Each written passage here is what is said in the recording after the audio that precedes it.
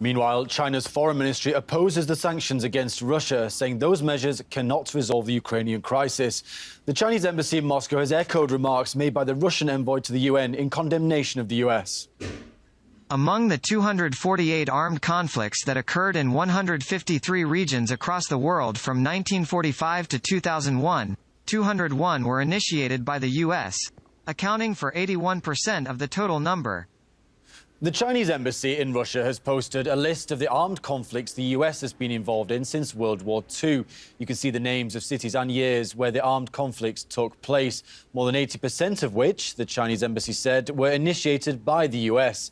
A Chinese Foreign Ministry spokesperson suggested that the US should ask itself who's been the aggressor in those conflicts.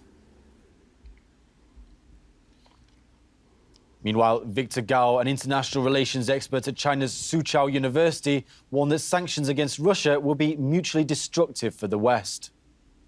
China believes that Ukraine has been very much used by the United States and Western countries in attempting to recruit Ukraine into NATO, which is very, very aggressive as far as Russia is concerned, very destabilizing of peace and stability in that part of the world. Such sanctions will be very mutually destructive, mainly because Russia is a very, very important country in the world, politically, militarily, in terms of energy, economic relations of all kinds, and Russia is such an important and indispensable energy supplier to so many countries in Europe.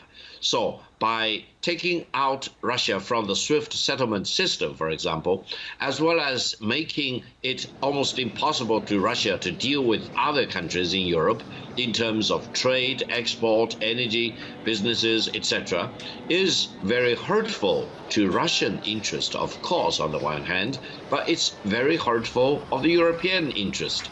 Who benefits from all this? I think the United States has an agenda to benefit hugely because they want to sell LNG to Europe countries, and they do not want to have European countries buy more and more of oil and natural gas from Russia, which is cheaper and which is more sustainable.